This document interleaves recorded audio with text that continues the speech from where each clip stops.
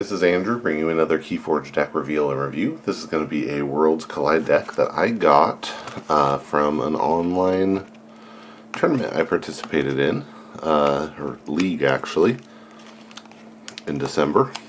And this wasn't for winning or anything. I didn't win. This was just for participating. It was a pretty good deal actually. So let's see what we got. Logos, Shadows. This is Worlds Collide, by the way. Logos, Shadows, and Brognar. Okay, that's interesting. It's called Carefully Toothed Corinna. And let's see, I haven't done one of these in a while, so let's talk it through. In Logos, I'm looking for things that'll accelerate my deck, hopefully. Maybe a little bit of Amber control. Shadows, I'm definitely looking for Amber control, but also some damage-based board control. And in Brognar, I'm looking for board control. Maybe a little bit of Amber control, but whereas in Shadows and maybe Logos, I'd be looking for, well, in Logos I'd be looking for increased key cost. In Shadows, I'm really hoping for steal. In Brognar, I might get some burn, some Amber destruction. As well as some capture, potentially. It's hard. I think Brognar can do pretty well with the new houses, with Saurian, because that they can combo really well. They both like board control. Brognar is really good at giving you board control, and Saurian's really good at capitalizing on it.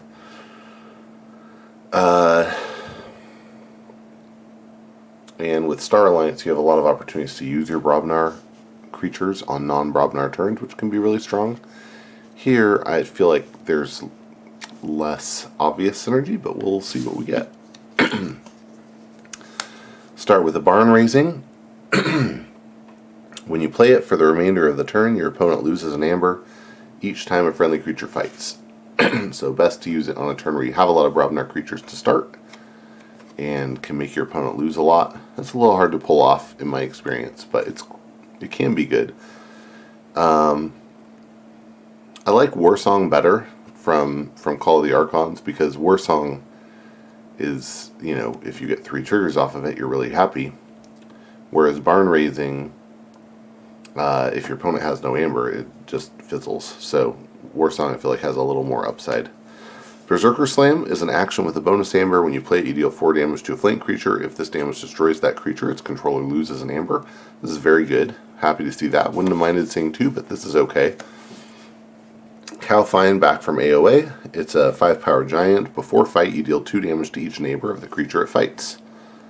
Ganger Chieftain, 5-power giant. With play, you may ready and fight with a neighboring creature. Always happy to see Ganger Chieftain. We have a Narp, that's an 8-power giant with 1 armor, and its neighbors cannot reap. A little rough. I just saw we only have 1, so that's good. Narp can be quite good just because it's so big. It can stay on the board and then, you know, use it on a barn raising turn, things like that. And as long as you have creatures next to it that you want to fight with, probably other Brognar creatures, it's pretty fine. And one thing that people tend to forget is Narp itself can reap. It's just its neighbors that can't reap. Shorty is a 4-power giant with Assault 4. After it reaps, you enrage it. Tremor is an action. When you play it, you stun a creature and each of its neighbors. That's also really good board control. Don't mind seeing that. Flamewake Shaman, 4-power human. When you play her, you deal 2 damage to a creature. That's fine. Ooh, and Fire Breath is an upgrade with the bonus Amber. It gives the creature plus 3 power, and before fight, deal 2 to each neighbor of the creature this creature fights. Yeah, that could be pretty good. We'll see what we get in Shadows and Logos. Those might be good targets for this. Although throwing it on like Shorty or something else isn't bad. Overrun, okay, that's interesting. It's an action with a bonus Amber. And when you play it, if 3 or more enemy creatures have been destroyed this turn, your opponent loses 2. So that's a big condition, because that means your opponent has to have had 3 creatures on the board at the start of the turn, and that you have had to have the ability to destroy them. So it's a little iffy, but very good if you can pull it off. Power of Fire says sacrifice a friendly creature. If you do, each player loses amber equal to half that creature's power, rounding down the loss. And then you gain a chain. Obviously similar to like Effervescent Principle. If you can pull this off when you have no amber, it's extra good. And you use it on the NARP. That's your opponent loses 4, which is very good. And then last, oof, that's rough. Slimy Jerk is a 1-power goblin with skirmish and elusive. After it fights, you enrage the creature it fights.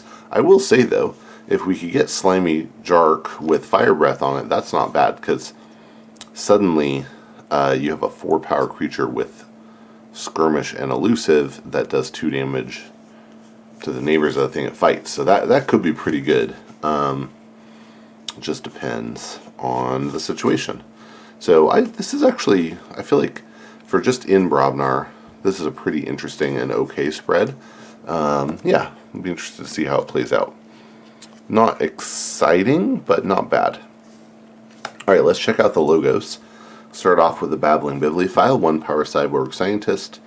After it reaps, you draw 2 cards. You know what? No, Trimmer does belong. It's not a legacy. Yeah. Okay.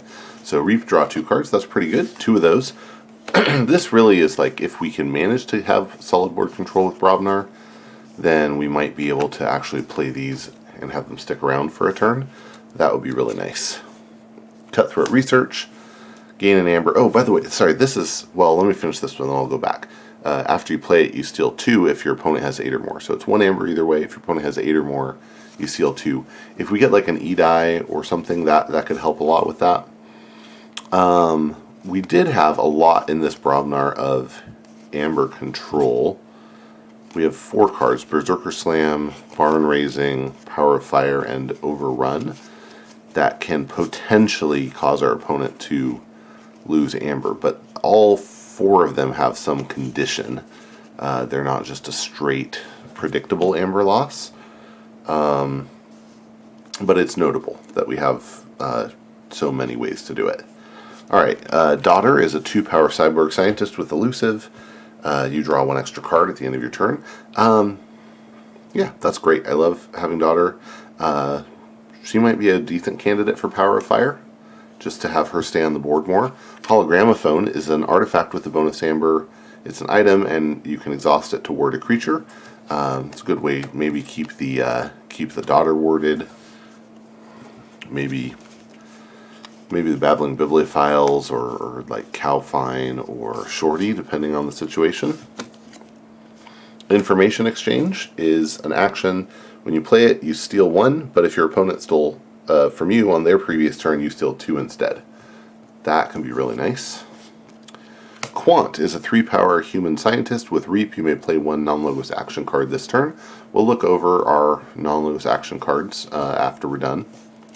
Sanitation Engineer is a 4-power Cyborg Scientist with Hazardous 1. After it reaps, you discard a card from your hand. That's a decent filtering mechanism. Never something I'm really excited about, but yeah, get rid of the worst card in your hand to draw something better. That can be okay. Tau Tau Vapors is an action. When you play it, you draw 2 cards and archive a card. Important to remember, you don't have to archive one of the ones you drew. It's just draw 2, archive a card. There's no... those are 2 distinct actions. Ooh, Remote Access. Gain an amber and use an opponent's artifact as if it were yours. That's cool. Oh, and Crazy Killing Machine is an artifact that exhausts to have you discard the top card of each player's deck. And for each of those cards, destroy a creature or artifact of that card's house if able. If 2 cards are not destroyed as a result of this, destroy Crazy Killing Machine. This has been around since set 1. Since it's a rare, you still might not have run into it or haven't run into it in a while. The way that this works is when you play it, or when you exhaust it, you flip the top card of your opponent's deck, you discard the top card of their deck, you discard the top card of your deck, look at the house of each of those cards, and destroy a card of that house for each of them. So let's say your opponent flips a Shadows card. Well, you have to destroy a Shadows creature or artifact. And if you, let's say we turn over a Brobnar card on our side, we have to destroy a Brobnar card. Now, if our opponent has Shadows and Brobnar on the table, we can destroy their stuff. It doesn't say whose stuff you have to destroy. So this actually works best when you share houses with your opponents. Yeah, but solid. Nice, fun card. Oh, gosh. And this one's interesting. Strange Gizmo, artifact, bonus aember, and after you forge a key, destroy each creature and artifact. So crazy, so risky. Yeah, I have not a great relationship with Strange Gizmo. I think I'd almost always rather have something else. Once in a while it turns out great, but it's like if it's good, it's one of those cards that if it's good, you're behind. And it doesn't synergize really well with Brobnar. If you have some board control, you don't want to lose it that way. But hey, toward the end of the game, it's a bonus aember. And I would feel better having on the table with Crazy Killing Machine out because potentially I end up just destroying my Strange Gizmo with the Crazy Killing Machine instead of one of my other Logos things, and that's not bad. Alright, let's look at shadows. We have Avenda, 4-power Elf Thief with Reap. Deal 1 damage to a creature. If this damage destroys that creature, your opponent discards a random card from their hand. Hugger Mugger, 3-power Elf Thief with Elusive. Oh, by the way, notable in the Logos, no like E-die. So, there, but that's okay. I would have loved to see a Hapsis too because of that Fire Breath, but again, no. So that's okay though. Hugger Mugger, 3-power Elf Thief with Elusive. When you play it, it captures an amber. Then if your opponent has more forged keys than you, steal 1. You don't really want that to fire because that means you're behind. But if you are behind, it's a good catch-up mechanism. Javenda is a 2-power Elf Thief with Elusive. After it reaps, you deal 1 damage to a creature. If this damage destroys that creature, steal an amber. That can be pretty good. By the way, the Avenda and Javenda, I don't know if we'll see 1-power creatures in Shadows, but we have 2 1-power creatures in Logos and a 1-power creature in Brobnar that are potential targets, especially for the Javenda. It's worth it to kill a Babbling Bibliophile if I get to steal one, probably. Although the ideal case is that I get to kill off my opponent's creatures with it. And there's a little bit of damage spray with the Cowfine and Flame Wake and the Fire Breath, so there might be some stuff, even 3-power stuff that's damaged enough that Javenda gets to have fun. Kymor Eclipse. When you play it, you shuffle each flank creature into its owner's deck. 2 of those. That's interesting. I would love to see this with some Ronnies. We'll see. In the only creature other than that I'd be really excited to get to use it with is like Flamewake Shaman and Ganger Chieftain. Yeah, anything else I'm not excited to do that with. Simon, that's another 1-power creature we have here. Simon's a 1-power Elf Thief with Skirmish, and after it fights, you put the creature it fights on top of its owner's deck. That can be very useful, depends on the creature, but pretty cool. We have a Yancey Gang, 5-power Elf Thief with Action Steal 1. These are slow, 2 of them. They're slow in that you have to play them 1 turn and then use them later. And because they're Steal 1, they're cards that your opponent wants to kill. So they're 5-power, which helps. But similar to the Babbling Bibliophile, this is one that I don't necessarily expect to stay on the board. Brobnar could help with that. Chain Gang is a 3-power Elf Thief with Action Steal 1, but after you play a Subtle Chain, you ready Chain Gang, and when you do the action, not only does it steal 1, but then you shuffle a Subtle Chain from your discard pile into your deck. Now the question is, did we get any Subtle Chains? We only have 3 more cards to look through, and I don't remember if it would show up before or after naturally on the card. There's no guarantee that we get it. So if we don't, then it's just a worse Yancey Gang, but still okay. Hidden Stash is an action with a bonus aember. When you play it, you archive a card. We'll cover what are good archive targets at the end, maybe. Oh, we do get a Subtle Chain. That's great. Gain an amber, and after you play it, your opponent discards a random card from their hand. But the combo is, you play the Chain Gang, it comes into play exhausted. You play the Subtle Chain, you gain an amber, your opponent discards a random card from their hand. Your Chain Gang is now ready. You steal with the Chain Gang, and the Subtle Chain gets shuffled back into your deck. That's really good. So yay, we got it. I'm happy. And then lastly, a Sack of Coins. Gain an amber, deal a damage to each deal 1 damage to a creature for each amber in your pool. Importantly and easily missed, this damage can be split up. So people get confused about this. When I say split up, so you're dealing 1 damage to a creature for each amber in your pool. Those are individual instances of 1 damage, but they all happen simultaneously. So if my opponent has 4 creatures that are each power 1, and I have 4 amber, including this one, I have 3, I play it, I go to 4, I can do 1, 1, 1, 1 and kill all 4 of their 1 power creatures. But if each of those 1 power creatures has a ward, I can't kill any of them. I can hit them each for 1, and that'll pop all their wards. But let's say I assign 2 to the same creature, well, that 2 hits it at the same time, and that 2 damage is prevented by the ward. So it's good for popping wards, but you can't pop wards and then do more damage in the same use of it. So anyway, that's fine though. All right, let's see. How do we do on amber pips? 3, 4, 5, 6, 7 from the information exchange. Yeah. 1, 2, 3, 4, 5, 6, 7, 8, 9, 10, 11. So 11 is not high, but it's not low, especially for Worlds Collide. And then we have potential for a bit of steal, a little bit of capture, and potential for some burn. So yeah, that's pretty okay. It's gonna have some decent board control, not amazing, but decent. And the Chimera Eclipses actually can help quite a bit with that if we're behind. Unfortunately, we didn't end up getting a lot in shadows that would be really exciting to Chimera Eclipse. Really, the Hugger Mugger if we're behind, but other than that, we're not really going to be excited to play it.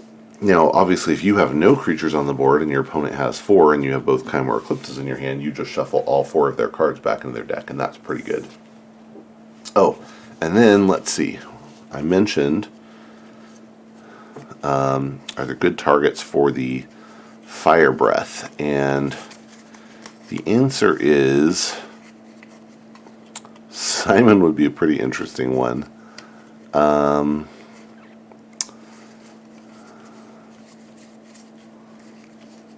think the answer is no. Maybe we just put on the dot and make it big. Again, Slimy Jark is fine for it. There weren't a lot of really interesting targets. And now, looking at the hidden stash, what would we want to archive? Subtle Chain could be a decent one to archive. Wait until we have the Chain Gang in hand as well. Chimera Eclipse can be a good archive target to get it at, be able to use it at the right time. Maybe Strange Gizmo, I don't know. Maybe Remote Access, maybe Information Exchange, maybe Cutthroat. These are all maybes though, all maybes. Power of Fire, Overrun, and Barn Raising are probably decent ones. If you can save Barn Raising for a turn where you can really get value out of it, then that's great, right? Those are probably the archive targets, and we had 2 cards to archive actually. We have the Hidden Stash, and we also have the Tau Tau Vapors. As far as Quant goes, we have Sack of Coins to maybe use. Subtle Chain I'd be less excited to use, but Hidden Stash maybe. The Chimera Eclipse, for sure, that's interesting. And then in Brobnar we had Power of Fire, which we might want to use on a Logos turn. Burn your Narp to make your opponent lose 4. The only bummer about that is you just reaped with Quant, so you have at least 1 to lose. Overrun we probably aren't going to want to use on a Logos turn. Tremor might be good to use on a Logos turn. Berserker Slam, fine. Barn Raising, probably not. So yeah, it's fine. There are options, and I feel like this deck has options, but it's not definitely not knock your socks off. But pretty decent for for Brobnar, and I would be really excited to get the Power Fire on the Jark. We'll see how that goes. So yeah, this was Carefully Toothed Corinna, and thanks for watching. I hope you enjoyed, and that you'll get out and forge some keys.